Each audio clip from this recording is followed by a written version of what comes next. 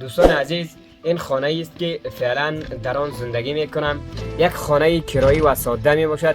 سلام و درود، امید است که جور و صحت و سلامت باشین. من مفتاح الحق ظهیری هستم از افغانستان، ولایت بدخشان، ولسوالی زیبای جرم.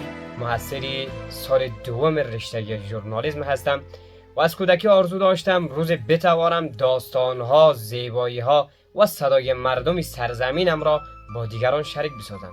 به همین دلیل این کانال یوتیوب را با نام بدخشان ژورنال ایجاد کردم. هدف من از ساختن این کانال تنها نشر ویدیو نیست. میخواهم زیبایی های بدخشان، کوههای سر به فلک کشیده، هوا، رودها، مکانهای تاریخی، فرهنگ و زندگی مردم دیارم را به همه نشان دهم. میخواهم صدای مردم بدخشان و افغانستان باشم و چیزهایی را ثبت کنم که شاید کمتر کسی ثبت کرده باشد و کمتر کسی دیده. دوستان عزیز، این خانه است که فعلا در آن زندگی میکنم. یک خانه کرایی و ساده می باشد.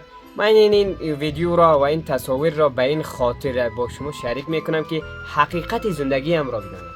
من از شما پول و کمک مالی نمیخواهم. تنها چیزی میخواهم حمایت معنوی شماست. من یک جوان عادی هستم که با امکانات کم اما با امید و آرزوهای بزرگ این راه را شاید امروز من امکانات خیلی کمی داشته باشم، نتوانم ویدیوهای 4K بگیرم، اینکه نتوانم ویدیوهای با کیفیت بگیرم، چون یک موبایل ساده خیلی سخت است ویدیوهای با کیفیت بگیریم. ویدیوهایی که قابل پذیرشی بیننده ها باشد سخت است. واقعا در افغانستان چنین آرزویی برای جوانا باقی میماند.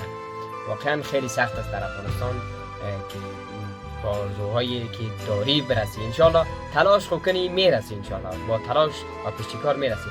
اینکه شما حمایت کنین مرا، انشالله که به قله های موفقیت میرسم، انشالله که با آرزویی که دارم انشالله میرسم.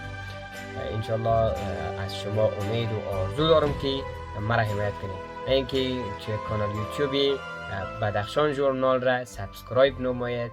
از لطف و مهربانی شما سپاسگزار هستم. السلام علیکم و رحمت الله. تا دیدار بعد، بدرود.